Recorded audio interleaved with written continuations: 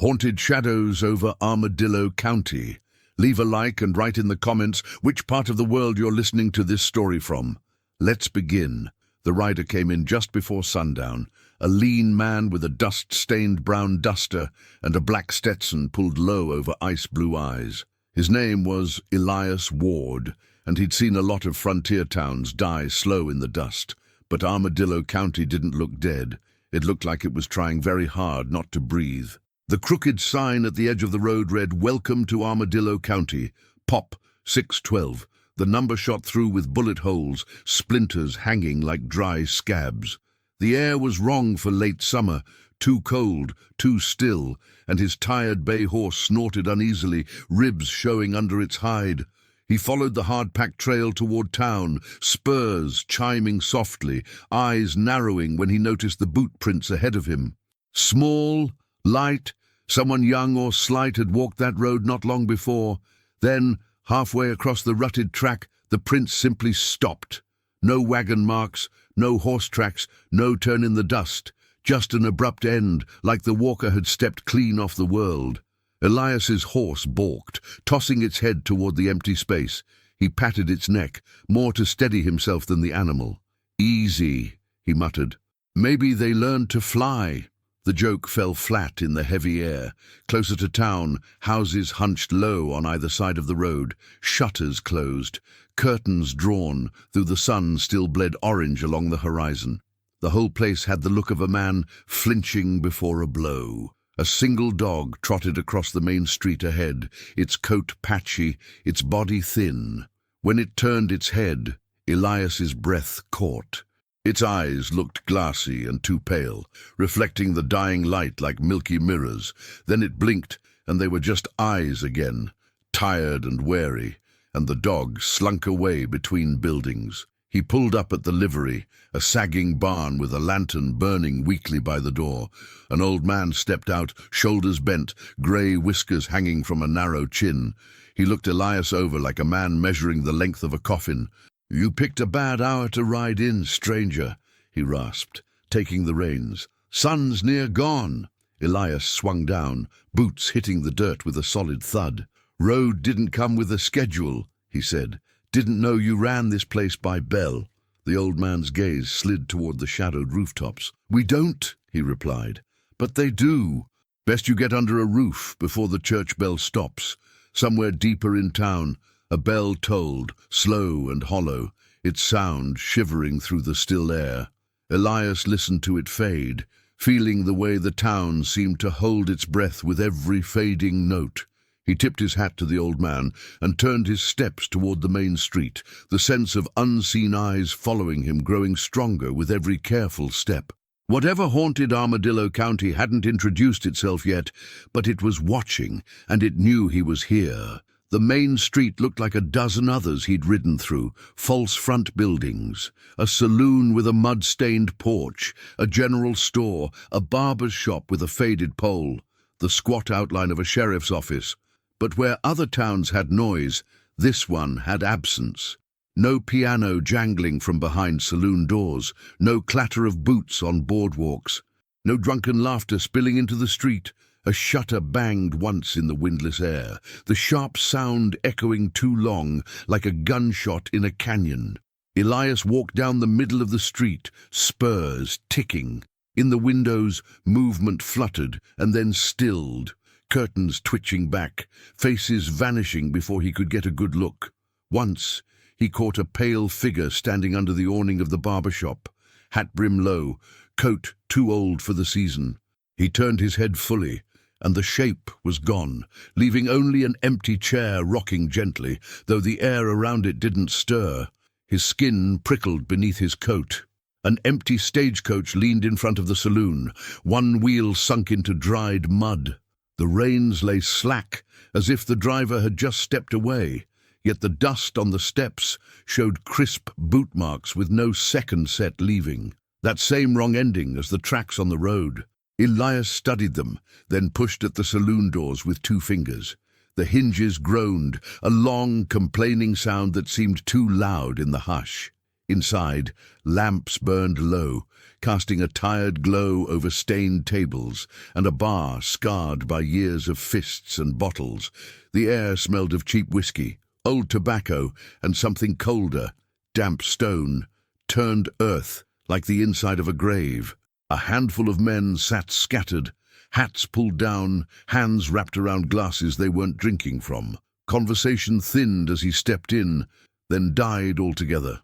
In the corner, a piano lay under a skin of dust, its keys yellowed like old teeth. He walked to the bar, eyes sweeping the room. The bartender, a broad-shouldered man with a black beard and hard eyes, watched him come. "Evening," Elias said, setting a coin down. "Didn't mean to scare the party off." The bartender snorted and uncorked a bottle. "Cheer don't come round much these days," he said. "Name's Jed. You looking for whiskey, a bed, or reasons to turn that horse around?" Elias accepted the glass, amber liquid sloshing. "Name's Elias. For now, I'll take the whiskey," he answered. "The reason to leave can wait till I hear why the whole town jumps at its own shadow." The men at the table shifted, some staring at the worn floorboards, others glancing toward the fogged windows, as if afraid the dark might press its face to the glass. Jed leaned his thick arms on the bar, lowering his voice. "Depends what kind of reasons you're hunting," he said.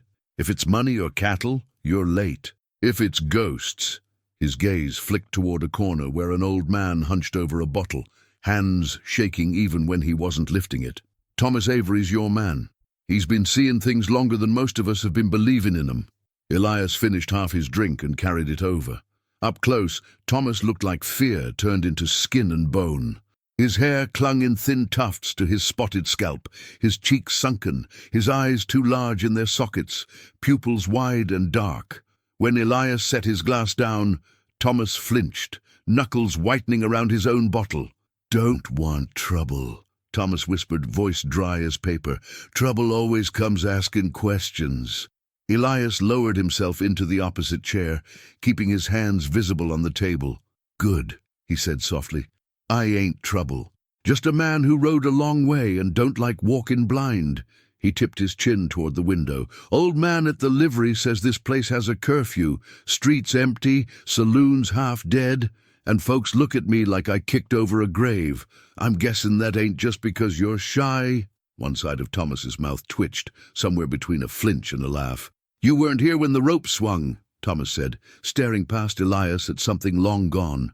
"You didn't stand on Gallows Hill and watch 33 men kick at the sky till their necks cracked. You didn't hear what they said on the last breath." The room seemed to tighten around the words, the men at the other table sitting a little straighter, as if listening whether they wanted to or not. Elias kept his voice steady. "They all deserve it," he asked. "Every one of the 33. Thomas's fingers trembled against the bottle glass. "That's the trick, ain't it?" he murmured. "Some were killers, some were thieves, some just wore the wrong face when the sheriff needed the town to feel safe." He dragged in a shaky breath. "Sheriff said the hanging would clean this place. Said after that, Armadillo County would be a city on a hill, shining for God and the railroad. But the only thing he cleaned was the line between guilty and innocent. He blurred it, till no one knew which side they were on anymore. The dead, they didn't like that," the church bell told once. Then again, the sound seeping into the saloon through the warped glass. Every man in the room fell still for the space between the notes. Jed's jaw clenched.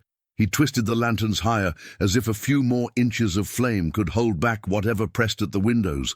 Thomas's eyes flicked toward the door, then back to Elias. "When the ropes went still, they promised they'd come back," he said, his voice dropping. "Not with words you'd recognize, but you could feel it, like a hand around your heart." Elias leaned forward. "You've seen them," he said. It wasn't a question. Thomas swallowed. "Out past the last ranch, there's a hill where the wind don't never rest," he said. "Gallows Hill. They cut the tree down after, burned it, buried the ashes. Didn't matter. Some nights, when the fog rolls low, you can see boots swinging in the air with nothing holding 'em, faces swollen and purple, eyes like cloudy marbles, watching the town that hung 'em. Listen close. You hear the creak of ropes that ain't there, and the voices asking why the sheriff's neck never met one. Elias felt a cold thread wind down his spine. "Ghosts of the hanged ain't new," he said. "Every war, every border town has its tales." Thomas shook his head sharply. "These ain't just ghosts," he snapped. "Sheriff didn't just kill men. He went digging in places he had no right to. He made a bargain under the ridge, and the price landed on their shoulders." He licked his cracked lips. "You think the 33 are the worst of it. You're wrong. They were just the first wave that came back." Jed cleared his throat, restless. "Tom," he warned, "Preacher says talking about 'em draws 'em close." Thomas let out a choked laugh. "They're close enough," he said. "We're drinking in their graveyard." His gaze latched onto Elias again, desperate and pleading. "If you're smart, you'll sleep here with the lights on and ride out at dawn. Leave the dead their stories." Elias let the warning sit between them, heavy as lead. Instead, he finished his whiskey, the burn anchoring him in his own skin. "I've got someone buried in this county," he said slowly, "or so I was told. Sister worked these mines till they sent me a letter saying she died in a cave-in. No body sent home, no grave marked, just words on paper. I came to see where she fell." His jaw tightened. "If the dead are walking and talking here, maybe they've got more to say than the men who wrote that letter." Thomas stared at him a long moment, then shuddered. "That cemetery's east of town," he whispered. "No fence, no gate, just stones leaning like tired men. Go in daylight. And if you hear someone call your name, where you know no one stands, don't you turn your head." He pushed the bottle across the table with a shaking hand. "You want to know what's wrong with Armadillo, stranger? Start where we started putting bodies." Elias rose, tucking the advice away like another bullet in his belt. Whatever haunted this county was tied to its dead, and he had business with the dead. The road to the cemetery peeled off from the main street as the sun sagged low, more a suggestion worn in the earth than a proper path. No fences marked its edges, just the occasional bleached post, leaning at tired angles. As Elias rode east, the sounds of Armadillo faded behind him, swallowed by a silence that felt less like peace and more like held breath. Even the wind seemed to hesitate when it reached that part of the county. The first headstones rose out of the scrub with no warning, simple slabs of stone, some carved, some just rocks set upright by grieving hands. Wooden crosses, weather-splintered and leaning, dotted the slope. Names and dates stared up at him. Miners crushed underground, children taken by fever, women dead in childbirth, men killed by bullet or knife. Some markers simply read, "Unknown." A few with only a first name carved by someone whose grief outran their skill. Elias dismounted and tied his horse loosely to a stunted tree. The air was colder here, his breath fogging faintly. As he walked among the graves, boots whispering through dry grass, the weight of eyes pressed between his shoulder blades, though he stood alone. The farther he went, the more neglected the stones became, cracked, half-buried, letters worn nearly smooth by wind and time. Here and there, he glimpsed offerings long surrendered to the elements, a child's wooden toy, a rusted locket, a Bible with its pages fused together. At the far edge of the burial ground, the earth dipped into a shallow hollow. There, apart from the others, stood a different stone, taller, darker, its surface rough and uncut. Strange markings crawled over it, lines and shapes that weren't letters but felt like language all the same. Elias had seen similar carved rocks on lands the railroad cut through, territory the maps once marked as Apache, Comanche, Navajo, places where the old ways were older than any town charter or sheriff's badge. He reached out, then stopped, fingers hovering a hair's breadth from the cold surface. His hair prickled. The stone didn't feel like a marker. It felt like a warning, planted long before any of the other graves. "You see in this, sis?" he murmured under his breath. "You always did sniff out trouble first." The answer came not as a voice, but as a shift in the air behind him, a soft scrape, like a boot sliding through dirt. Elias's hand dropped to his revolver as he turned. At first, he thought he was looking at another crooked post, the kind someone might tie a horse to. Then it moved. A man-shaped figure stood between two graves, coat hanging heavy around him, hat brim shading his face. For a heartbeat, Elias's eyes told him the stranger's feet dangled inches above the ground, toes pointing down.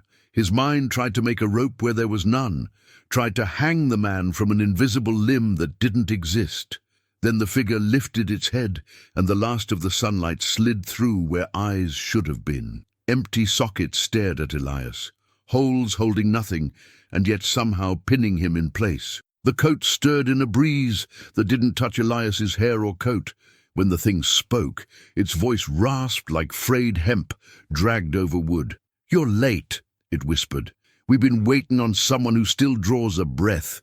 Elias swallowed, forcing his own voice through a throat gone dry. "You? One of the 33? He asked. The figure tilted its head, the motion jerky, like a puppet tugged by an uncertain hand.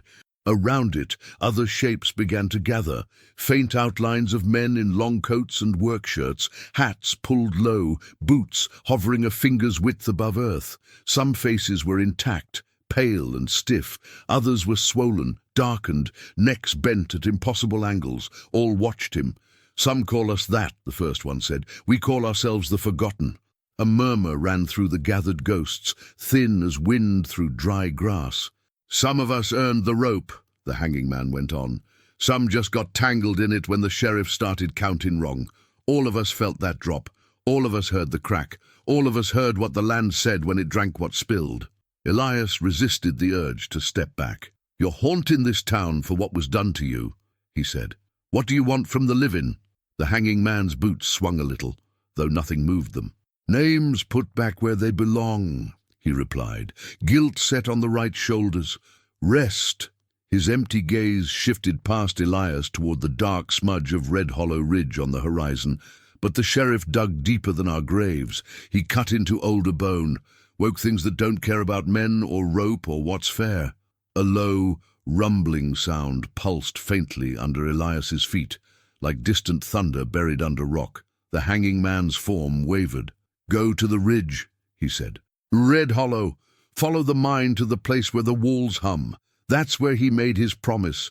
That's where your sister's last breath got tangled with ours." The other ghosts began to thin, their outlines dissolving into the cold air, sinking back into the earth and stones, as if the ground were taking a slow breath. "Wait," Elias said, reaching out. His hand passed through the hanging man's coat, with a shocking rush of cold that burned. The ghost's face blurred, then sharpened one last time. "We ain't your only dead ward," it whispered, using his name like a stone dropped into a still pond. "But we're the ones who remember. Don't let the ridge do your forgetting for you." Then he was gone, leaving Elias standing alone between the graves, his heart pounding and his breath a pale ghost in front of his lips. By the time Elias rode back into town, the sky had turned indigo. The last light scraped from the horizon. A thin crust of stars pricked through, distant and unconcerned. Armadillo's windows glowed softly in clusters, but the streets remained empty, as if everyone had agreed to vanish at once. Only the church shone bright, its windows throwing hard yellow light onto the packed earth, the bell tower looming above like a watchful eye. Instead of the church, Elias turned toward the squat sheriff's office. The door creaked as he pushed it open, hinges protesting years of use. Inside, the room held the stale odor of sweat, ink, and old gun oil. A desk sat near the center, piled with papers and ledgers. 2 iron-barred cells lined the back wall, both empty, cots unmade, blankets rumpled as if someone had left quickly and never returned. Dust lay thick on everything, disturbed only by the faint print of boot soles. He moved behind the desk, fingers trailing over its scarred surface. In the top drawer, he found nothing more sinister than old cartridges and a dried-up ink bottle. The bottom drawer was stuck. He braced a hand on the desk and yanked until it scraped open with a reluctant groan. Inside lay a leather-bound book, the cover cracked, edges darkened by hands and time. No badge, no gun, just the diary of a man who tried to keep order with a noose. Elias carried it to the lamplit corner and flipped it open. The early pages were tidy, neat lines recording fines, arrests, disputes settled. As he read, the handwriting changed. Letters grew sharp, slanting harder, ink heavier in places where the pen had pressed too deep. Words crowded into margins. Names appeared over and over: Red Hollow Ridge, Gallows Hill, unknown bodies, strange lights in the sky, a bone circle found deep underground. Lines crossed themselves out as if the writer had thought better of committing certain thoughts to paper. One entry caught his breath. "We opened a chamber today," it read. The script jittery. "Not carved by man. Bones laid in patterns no man I know understands. Stones marked with symbols that make the preacher sweat to look at." The men laughed and took what o'er the veins offered, but the wind down there, it talked, not in words, in feeling. It wanted something. I told it I'd feed it the guilty. Better them than the whole town. I felt it listening. Elias flipped forward. "The hanging will be the end of it," another entry said. 33 men to pay for the fear this county lives under. 33 to match the bones in the circle.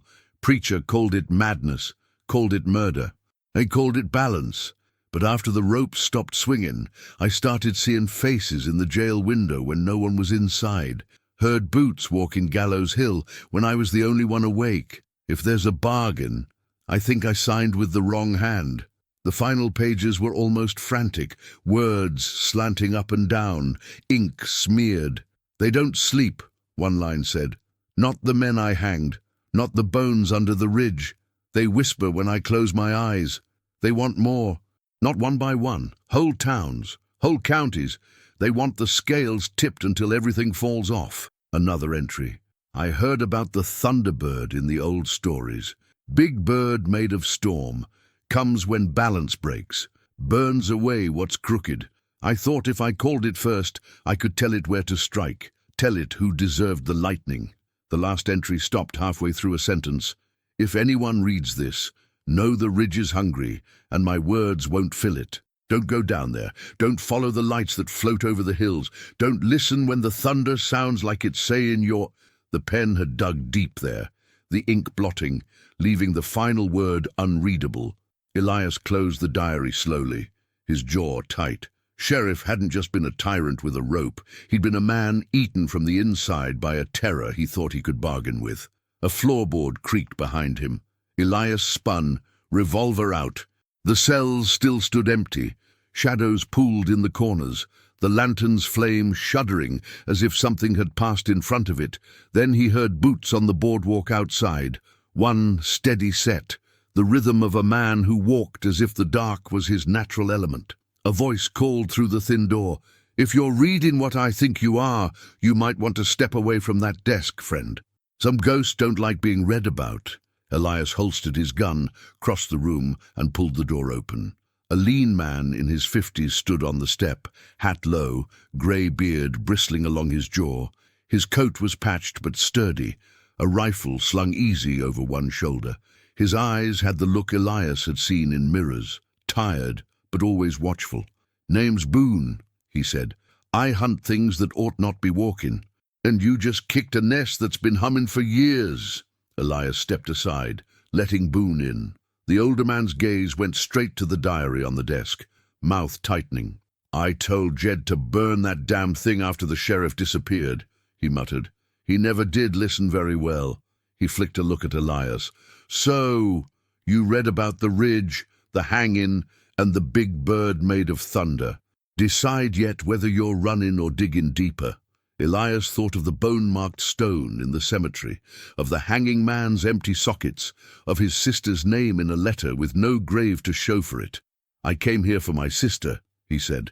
"Letter said a cave-in took her. Sheriff's book says he met something under that ridge and fed it bodies.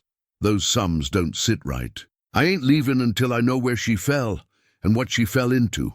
Boone studied him for a long heartbeat, weighing something behind his eyes. Then he nodded once. "You've got that look," he said. "The one that says you'd rather get answers from a ghost than lies from the living. They stepped back out into the night. The town felt even more hollow than before, like a shell waiting for something to climb inside. Boone led Elias past the last houses, up a low rise just beyond the outskirts. From there, Armadillo spread below like a cluster of dim candles, while to the north, Red Hollow Ridge cut a jagged line against the stars. The wind finally found its way back, but it carried no relief, only a restless, circling chill. Boone crouched near a crude marker at a crossroads, a stack of stones and a dead, twisted tree. "We'll camp here," he said. "Crossroads are bad places, but they're honest about it. Things like to pass through. We can listen without being stuck in anyone's pocket." Elias unsaddled his horse, fingers moving on instinct, mind chasing all he'd heard. The ghosts, the sheriff's bargain, the Thunderbird. Somewhere in that knot lay his sister. When the fire was lit and coffee boiled in a blackened pot, Boone spoke again. "You should know," he said, eyes on the flames. "This county's full of dead folks with complaints. Hanged men, fallen miners, settlers who didn't make it to winter. But there's other things, too. Things that weren't ever human.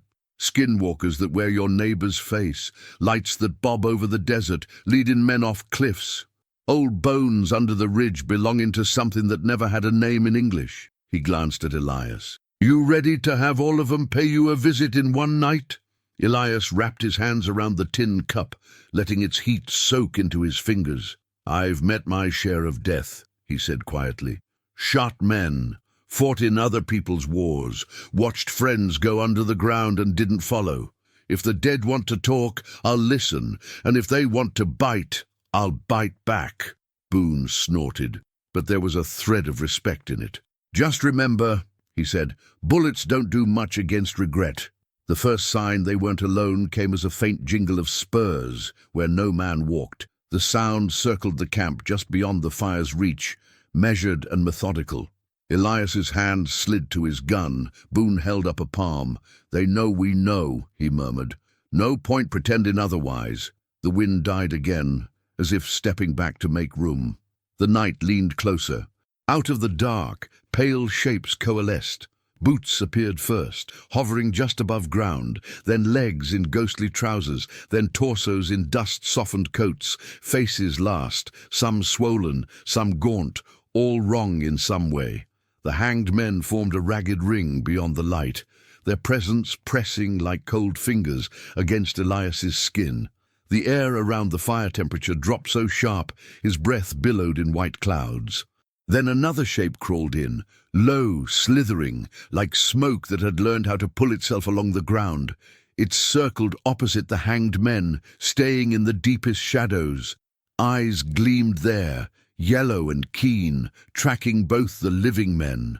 The thing's form blurred, growing limbs, losing them, its outline never quite settling. Boone's jaw tightened.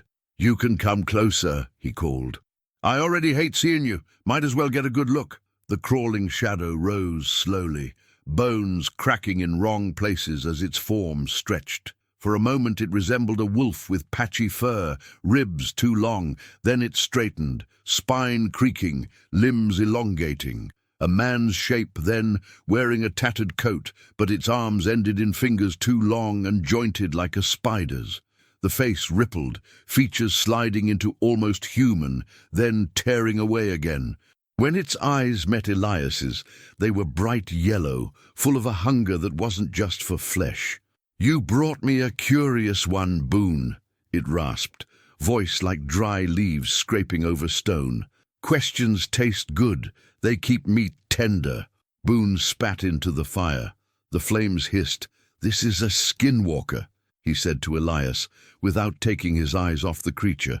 "Don't give it your name. Don't give it your fear if you can help it." Elias kept his gaze level. "You haunt this county too?" he asked the thing, "or just feed off what the sheriff stirred up?" It smiled, a thin stretch that showed too many teeth. "I wear what you leave behind," it said. "Faces, voices, choices. Your sheriff opened a wound in this land. The ghosts are the blood. I lap what spills. You came here with a letter and a grave that ain't real." its head tilted, ears pricking as if listening to something only it could hear. Sister in the dark. Rocks falling, bones singing. I was there when she screamed. Rage flared in Elias's gut. His fingers twitched toward his gun, then stilled. Then you know what she saw, he said. Tell me. The skinwalker's body shimmered, edges fuzzing as it leaned closer, sniffing the air around Elias like an animal catching scent. I could show you, it hissed. Let me wear your skin for a night. Let me feel your hands, your boots, your gun. I'll walk the ridge in your shape and bring you her last sight, her last breath. You'll know every stone that cut her. It took another step, and the hanged spirits behind it rippled uneasily. Boone raised his rifle, barrel steady. We're not trading tonight, Boone growled. You had your bargains with the sheriff. Look how that turned out. The creature's lips peeled back from its teeth, but it eased back a fraction, yellow eyes slitting. Your fear smells like old iron, it said to Elias. You think your sister was an innocent lamb, fed to a beast. She wasn't. She knew the mine was wrong. She went in anyway, 'cause hunger beats fear almost every time. The words hit hard. Elias's jaw clenched. She deserved better than a rock roof and a lie on paper. The skinwalker chuckled, a sound that made the hair on Elias's arms stand up. Deserve's got nothing to do with it, it purred. Balance does. The bones under Red Hollow don't care about your sorrows. They only care how much weight you drop on their side of the scale. It glanced toward the north, where Red Hollow Ridge lay cloaked in darkness. And now your sheriff has called for something bigger than hanging and cave-ins. I can hear the wings beating already. The hanged men stirred, their outlines shivering. Boone stiffened. Wings, he echoed. You mean the Thunderbird? The skinwalker's form shuddered, like even speaking the word left a bad taste. Old Stormbird, it said. Big enough to blot out the sun. Comes when the scales get too crooked. Burns the ledger clean with lightning. Its grin returned sharper. Your sheriff begged for it in the dark. Thought he could point it like a gun. Men always think that. They forget guns kick back. Thunder rolled faintly from the north, though the sky above remained clear, a dry, brittle sound like stone cracking. The hanged spirits flickered, some drifting upward a little, as if tugged by an unseen tide. The skinwalker's eyes narrowed. It's waking, it whispered. When it spreads those storm wings over this county, every secret you buried is going to stand up and ask for its name back. That's when things get interesting. Without another word, the creature's form collapsed inward, streaming back into the dark like shadow sucked under a door.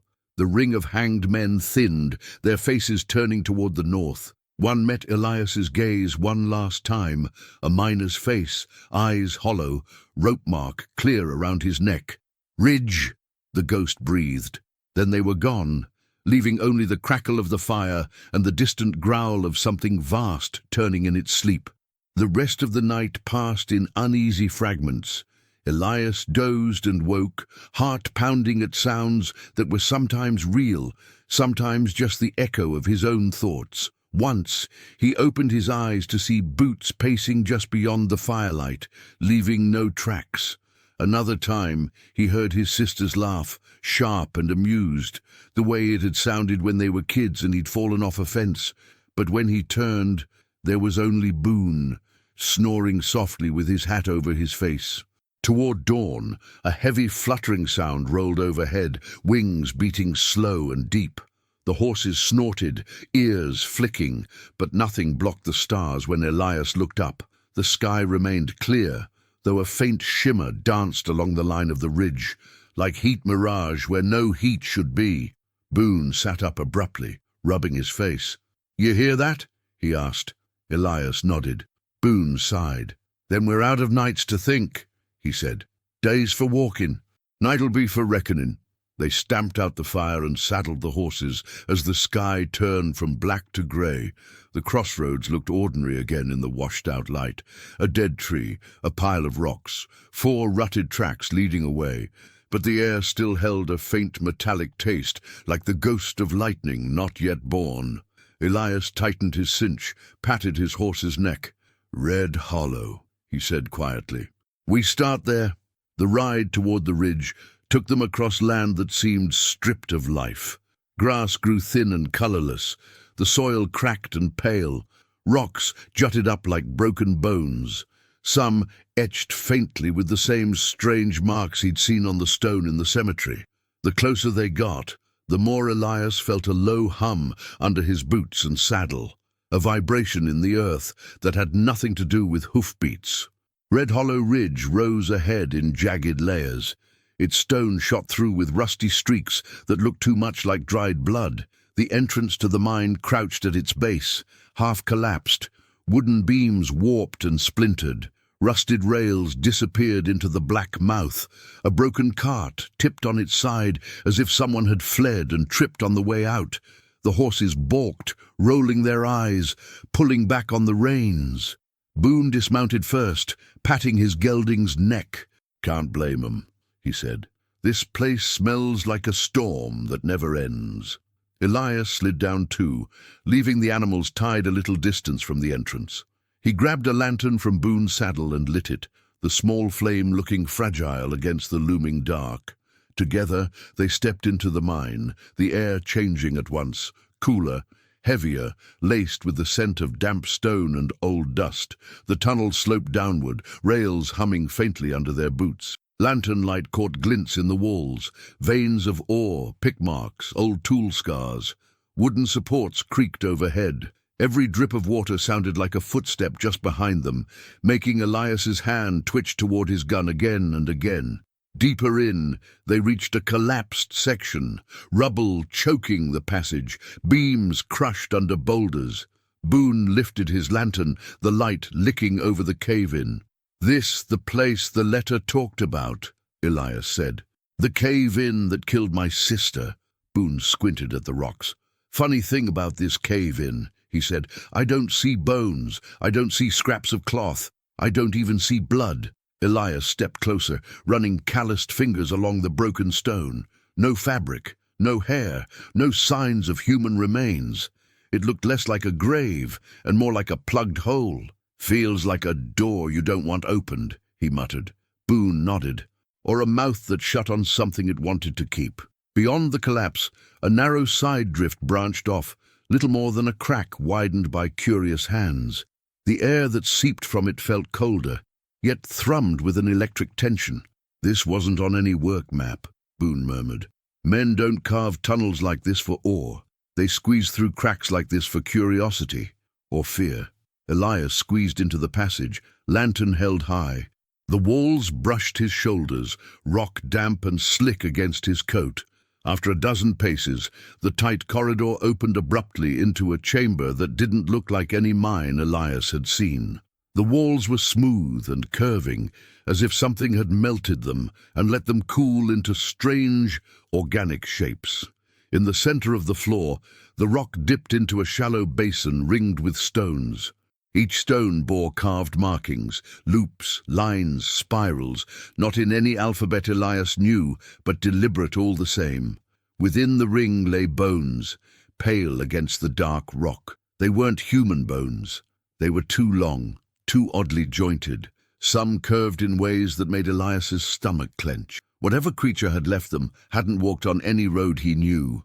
The bones had been laid in careful patterns, spirals, circles, whirls that seemed to twist if he looked at them too long. As he watched, a faint hum grew stronger in his teeth and skull, as if the chamber itself were humming. Boone lifted the lantern higher, face grim. "This is older than the town," he said. "Older than the sheriff. Maybe older than the tribes that told us to stay away from this ridge in the first place." Elias moved slowly around the ring, careful not to disturb anything. At the far side of the basin, a scrap of cloth caught his eye, a bit of faded pattern trapped under a stone. His chest tightened. Kneeling, he tugged it free. It was part of a scarf, worn thin by time, edges frayed. The pattern, small red flowers on a dark field, hit him like a fist. His sister had worn that scarf the day she'd boarded the wagon west, grinning back at him from under its bright edge. He raised it to his nose out of habit, though he knew there'd be nothing left of her scent. All he smelled was the cold, stale air of the chamber. Still, his hand shook when he closed his fingers around it. She was here. he whispered. "Not just in the tunnels, in this place." The hum seemed to jump at his words, the air buzzing. The bones inside the circle shifted, a faint scraping sound echoing too loud in the confined space. They rearranged themselves, sliding and twisting without any visible force, forming new spirals. The markings on the ringstones seemed to shimmer in the lantern light, edges warping. Elias's heart thudded against his ribs. "You feel that?" he asked. Boone's mouth was a hard line. "Feels like we're standing in someone else's church," he said. "And the sermon just started." Before Elias could answer, a shadow on the far wall stretched, then peeled away from the rock. It elongated into the outline of a man in a long coat, broad shoulders, hat brim low. A faint star glinted on its chest where a badge might be. The face remained blurred, features shifting like smoke. "You read my words," a hollow voice said, echoing strangely in the chamber. "You walked my path. You think you know what I did?" Elias squared his shoulders, the scarf still in his fist. "You're the sheriff," he said, "or what's left of him." The shadow's head tilted, that faint star on its chest pulsing once, casting a brief cold glint across the bones. "What's left is enough to remember," it replied, "enough to regret, enough to watch the mess I made keep rolling downhill." "You hanged men on Gallows Hill to feed whatever's under this rock," Elias said, the anger in his voice surprising even him. "You filled this circle with bones that were never yours to bargain with. You decided who lived and who turned into stories. You decided my sister could be fed to this place." The shadow flickered, edges blurring like a candle flame in a draught. "I decided the town was worth something," it shot back. "I decided 33 men with blood on their hands, or pockets full of it, were a lighter price than a whole county eaten alive." Boone stepped up beside Elias, lantern steady. "You didn't just feed the circle," he said. "You woke up more than fear. You stirred something that called to other hungry things. Skinwalkers, ghosts, lights in the sky. This whole county's been a buffet since you carved your name in its ledger." The sheriff's shadow seemed to sink, the star on his chest dimming. "You think I don't know that?" he asked, voice fraying. "I thought I was trading blood for peace. I was trading blood for more blood." The hum climbed higher. Dust lifted from the floor in fine spirals. The bones shifted again, forming a rough circle that seemed to stare up at them like a pale, lidless eye. "I called on the Thunderbird," the sheriff's ghost said. "Old stories say it comes when the world tips wrong, burns away the rot, leaves what's straight. I thought if I called it first, I could tell it whose sins to burn." His form flared brighter for a moment, the star on his chest igniting like cold fire. But when it looks down, it don't see badges or excuses, it just sees weight. A crack split the ceiling with a sharp, dry boom. A shaft of harsh white light speared down into the chamber, so bright Elias had to throw an arm over his eyes. The hum became a roar, rock dust snowed down, stinging his face. Through the blaze, he thought he saw something vast move above the earth, a dark shape against a sky that shouldn't have been that bright. The sheriff's shadow thinned, stretched, then snapped like a rope cut under strain. "If you want answers, Ward," it gasped, voice shredding. "You won't find 'em in diaries and bone circles. You'll find 'em where the rope swung and the bird comes to count. Gallows Hill. That's where it'll decide what it's taken." Then he was gone, leaving only the jagged scar of light and the feel of the earth shuddering underfoot. Boone grabbed Elias's arm. "We need to move," he shouted over the rumble. "Right now." They scrambled back through the narrow passage, rock groaning around them, small stones clattering from the ceiling. In the main tunnel, the lantern's flame fought against a rush of air sucked toward the chamber they'd left, as if the earth were inhaling. By the time they burst out of the mine mouth, the clear morning had turned strange. The sky above Red Hollow Ridge gleamed a sharp, unnatural white, where lightning crawled without clouds. Elias shielded his eyes as a bolt of lightning speared straight down into the ridge, striking the red stone with a sound like the sky tearing. The ground under his boots bucked, almost throwing him to his knees. The horses screamed and reared against their reins, whites of their eyes flashing. Another bolt followed, jagged and brilliant, racing like a living thing along the ridgeline, splitting rock. Then it emerged. At first, Elias thought it was smoke, a huge, shifting darkness boiling up from the ridge. But as it rose, it took form. Wings stretching wider than any building in Armadillo, each feather edged in crackling electricity. A massive, hooked beak gleamed, and two eyes, fierce and blue, snapped open, glowing with stormlight. The thunderbird beat its wings once, and the wind slammed into them, carrying the smell of ozone and rain that hadn't yet fallen. With every beat of those wings, bolts lanced outward, not randomly, but in lines that struck the land below. Near the church, at the crossroads, along the cemetery rise, on the crown of Gallows Hill, Elias watched in stunned silence as faint shapes, like threads of pale light, began to rise wherever the lightning fell. They poured upward from houses, from streets, from the old graveyard, from the mine itself. Ghosts, he realized. The county's dead, shaken loose, dragged into the open. Boone swung into his saddle, shouting over the thunder. "Hill!" he yelled. "If that bird's counting, it's counting there. Move!" Elias mounted, heels digging into his horse's sides. They rode with the storm, wind tearing at their coats, lightning skimming the ground too close for comfort. The ridge glowed behind them like a furnace. Above, the thunderbird circled, a dark god of storm and judgment. They crested Gallows Hill as another bolt slammed into the charred stump of the old hanging tree. The remains of its trunk split, blackened wood throwing sparks. The ground writhed, soil puffing and collapsing as shapes pushed up through it. Ghosts stood in wavering clusters around the tree, hanged men with rope marks on their necks, miners in torn workshirts, women in faded dresses, children clutching worn toys, all of them lit from within by the same cold light as the thunderbird's eyes. Elias swung down, stumbling as the earth trembled. Boone landed beside him, wide-brimmed hat clutched in one hand, rifle in the other. "You wanted answers," Boone shouted. "You're standing in the middle of 'em." Elias hardly heard. His gaze swept the swirling mass of spirits, searching faces he knew only from memory. For a heartbeat, panic flared. What if he couldn't find her? What if she'd already been burned away? Then he saw her.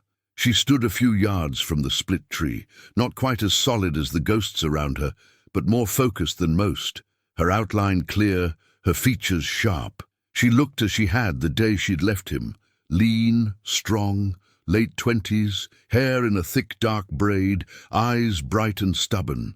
The only difference was the faint glow that clung to her edges, like sunlight caught in a glass of water.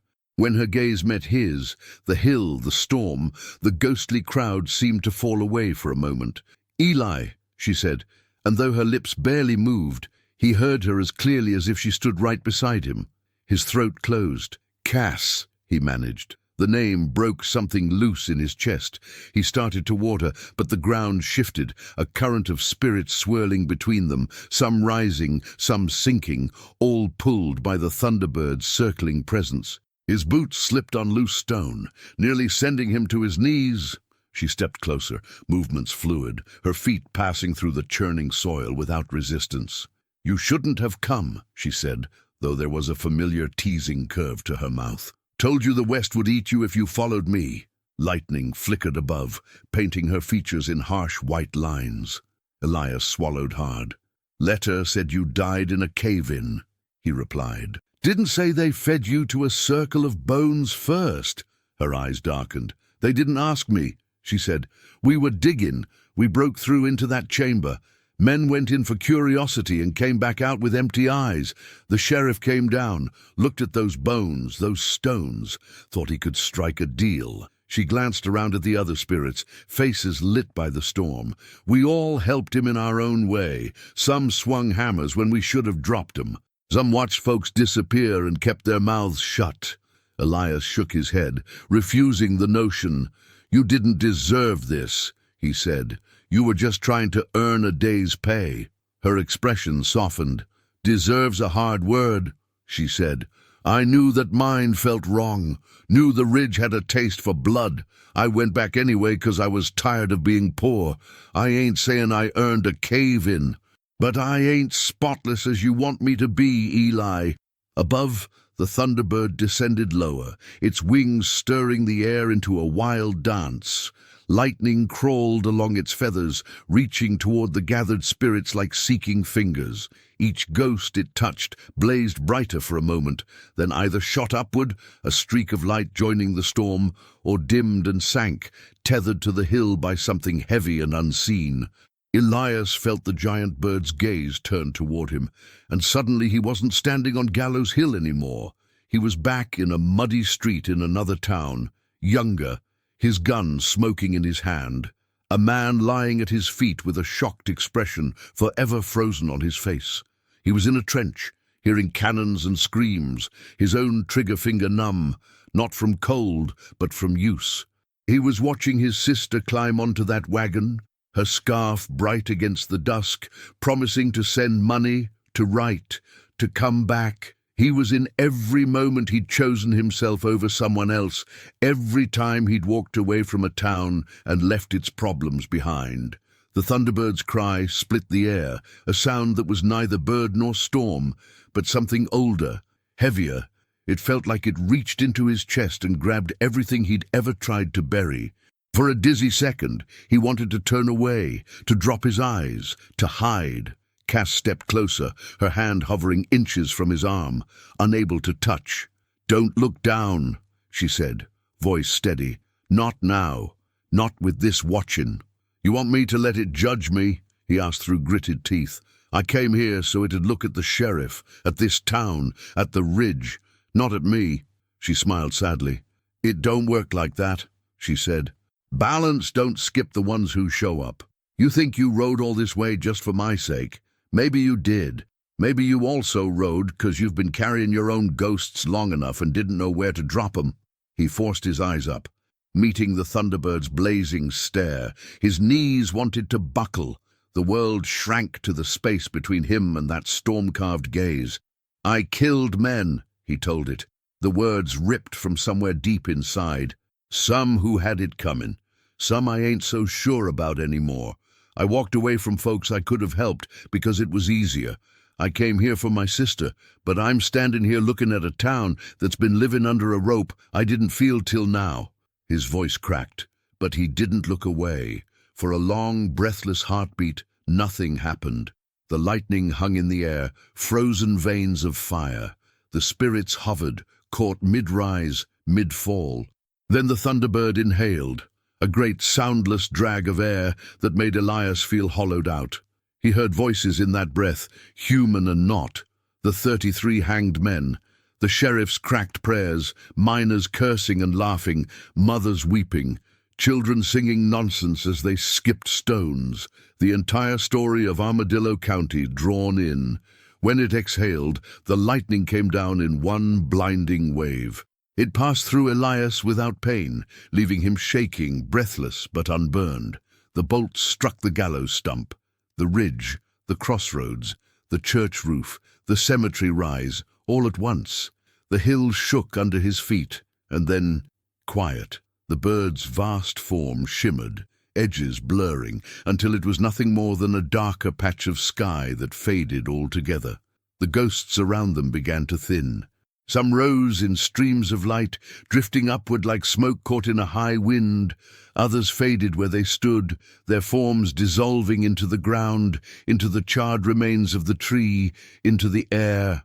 The rope marks on some necks vanished first, then the bruises, then the faces. The hanged men, the miners, the nameless, all were being sorted by a measure Elias couldn't see but could almost feel. He turned, heart hammering, eyes searching. Cass! For a terrifying moment, he couldn't find her. Then she stepped out from behind the stump, softer now, edges glowing gently. The hard, storm-lit lines had gone from her face, leaving behind something freer, lighter. "Still here," she said, and the words were half laugh, half sigh.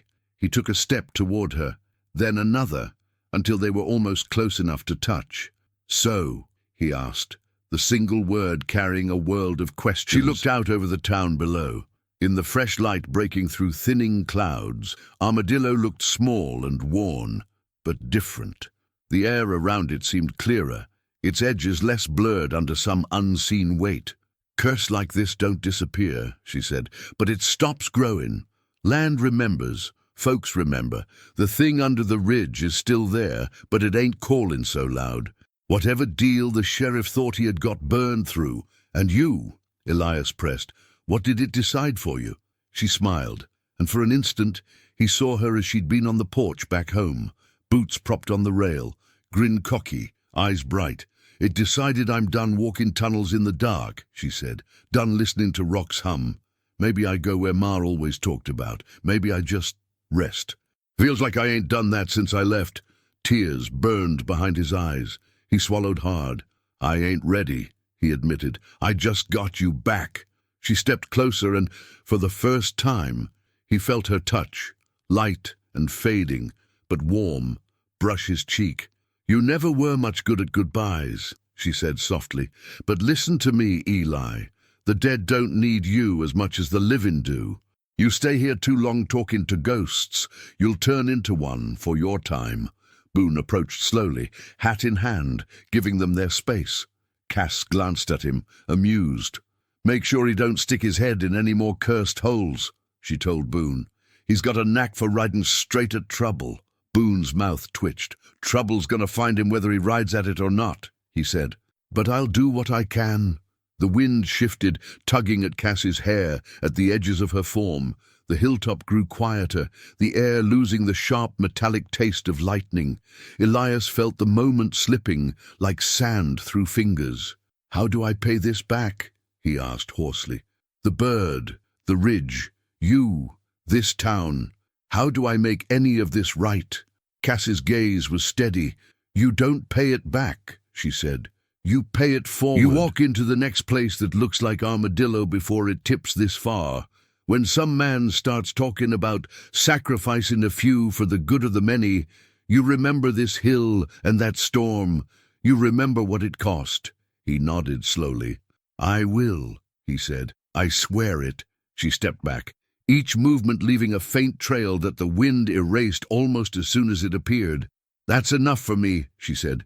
"Now go live, Eli, not just outlive. There's a difference."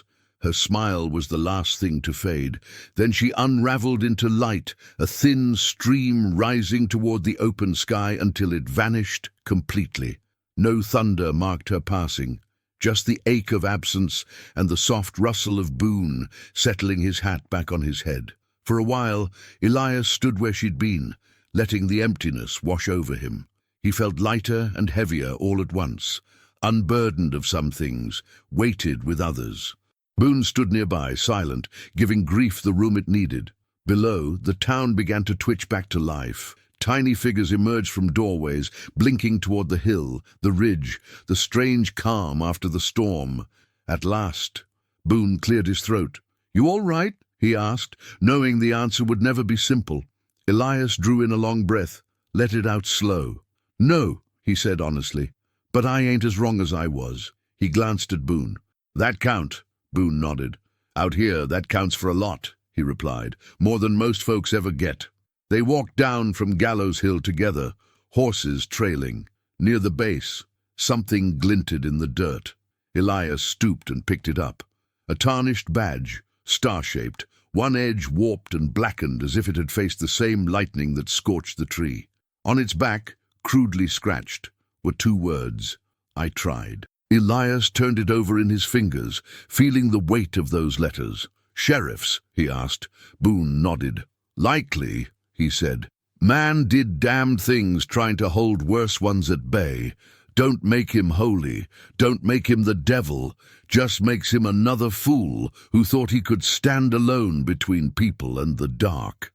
Elias slipped the badge into his pocket, not as a prize, but as a reminder of where arrogance and fear entwined could lead. In town, folks clustered in small groups, faces pale and eyes wide. Jed stood in the saloon doorway, apron askew, a bottle hanging loosely in one hand. Thomas Avery sat on the steps outside, his hands, for once, not shaking, resting quietly on his knees. Children clung to their parents, peeking out at Elias and Boone with open curiosity. The air felt different, thinner maybe, but clearer too. Jed spoke first as they approached. "It's quieter," he said slowly. "In my head, in the walls. Used to hear boots walking when the floor was empty. Used to hear ropes creak when the wind wasn't blowing. Now it's just floor, just wood." Thomas looked up, his gaze surprisingly steady. "Hill smells less like rope," he added, "more like plain old dirt. If you ain't been up there, you don't know how big that is." Elias looked around at the faces turned toward him. "The storm took what it was owed," he said. "Some ghosts got carried off with it. Some got let go. The ones that were stuck 'cause of old wrongs mostly moved on. The land still remembers. So should you." A woman near the front, arm around a small girl, frowned. "And what do we do with that?" she asked. "Just pretend life's normal now. Sweep floors, mend clothes, listen for thunder like it's just weather." "No," Elias said. "You remember, next time someone tells you a few have to die so the rest can sleep easy, you remember what happens when you start trading lives like chips. You remember this hill, that bird, this ridge. You remember that every ghost was a person who thought they had more time." The woman held his gaze a moment longer, then nodded, hugging her child closer. Boone added, "Storm left scars. On you. On this dirt. Don't cover 'em up like they never happened. You do, you'll make the same mistakes 'cause you forgot what it cost the first time." Thomas let out a rough laugh. "Preacher's gonna have a hell of a job on Sunday," he said. "Hard to scare folks with brimstone when they seen a real thunderbird weigh their sins from the sky." Jed wiped a hand across his mouth. "Maybe he'll listen more and shout less," he muttered. "We got plenty to say now." A boy, maybe 10, edged forward, shaking off his mother's hand. He stared up at Elias, eyes big, face smudged with dust and tear tracks. "Mister," he said bluntly, "were you scared?" Elias thought of the ghosts in the cemetery, the skinwalker's yellow eyes, the chamber under the ridge, the thunderbird's gaze peeling him open. "Yes," he answered. "Any man who says he wasn't is lying or too dumb to know better. Fear ain't shameful. It's what you do while you're scared that matters." The boys seemed to think about that, then nodded solemnly and stepped back. Slowly, the crowd loosened. People drifted toward their homes and chores, shoulders still tight, but not as hunched. The town moved like a man waking after a long fever, weak, uncertain, but alive. Boone nudged Elias with his elbow. "You stay Town in," could use someone who knows what it just walked through." Elias looked down the main street, at the crooked signs, the chipped boards, the faces lined by more than age. A part of him wanted to stay, to help them build something that didn't sit directly over a curse, but another pull tugged on him. The road, the knowledge that other towns were making smaller versions of the same mistakes right now, places where no Thunderbird had yet come to count. "I ain't a sheriff," he said, "and I ain't a preacher. I'm a man with more ghosts behind me than I care to admit, and now I know what happens if someone don't speak up before things get this bad." Boone grunted. "So you'll go find the next place that needs a story like this shoved in its face," he said. "Could be worse ways to spend what's left of yourself." Elias smiled faintly. "You?" he asked. Boone glanced back at the town. "I'll stick," he said. "Somebody ought to be here to remind them this wasn't just a bad dream, and to make sure no one decides another mass hanging sounds like a decent idea." That night, for the first time in a long while, Armadillo County slept under a sky free of strange whispers. Elias lay in a narrow bed in a room above the saloon, listening to the ordinary sounds of a frontier town, the creak of wood, a distant snore, a horse stamping in its stall. No phantom boots paced the hall, no invisible rope groaned. When he dreamed, he saw Cass on the old porch back home, laughing at something he couldn't quite hear, the sky behind her big and clean. At dawn, he packed his saddlebag with the quiet efficiency of a man who'd done it too many times. Jed handed him a wrapped bundle of food and a full canteen. "On the house," the bartender said. "Consider it a thank you for not letting us all get cooked to cinders. Thomas Avery, sat at a corner table, hands folded calmly, coffee steaming between them. He raised the cup in a small salute. "If you ever see them hanged boys again," Thomas called, "tell 'em I ain't hiding any more." Elias nodded. "Maybe you tell 'em yourself," he said, "by living a bit better than they got to." Outside, Boone waited by the hitching post, his own horse saddled, rifle slung. "Figure I'll ride with you as far as the county line," he said. "Make sure no leftover shadows tug at your stirrups." The two men mounted up and rode in companionable silence, the town shrinking behind them until it was just a cluster of roofs in the rear dust. As they passed the bullet-riddled welcome sign, Elias glanced back once. Gallows Hill stood dark against the brightening sky, the gallows tree now only a charred stump. Its shadow still stretched long, but not as far as before. Red Hollow Ridge glowed faintly, only with dawnlight now, no lightning crawling along its spine. The cemetery east of town sat quiet, stones leaning like tired men, but there was no sense of booted feet hanging in the air. The land looked scarred, but scars meant healing had started. At the county line, marked by a simple stone half sunk in dust, Boone reined in. "Road splits here," he said. "East to bigger towns with shinier sins, west to little places that don't yet know what monsters they're feeding." Elias let his horse walk a slow circle, feeling the weight of the badge in his pocket, the scarf in his breast, the memory of storm in his bones. "Maybe I'll let the horse decide," he said. "He's got better sense than me most days." Boone chuckled. "He'll pick whichever way smells less like ghosts," he replied. He tipped his hat. "Safe travels, Ward. Don't go calling thunderbirds unless you're ready to be seen through again." Elias touched his own hat in return. "Take care of them," he said, nodding back toward the town. "They've got a second chance. Don't let 'em forget what it cost." Boone's eyes crinkled. "You think I'm the preaching type?" he asked. Elias shook his head. "No," he said, "but you're the reminding type. That's close enough." Elias turned his horse toward the open country. The road stretched ahead, dusty, uncertain, full of places where shadows might be settling too deep.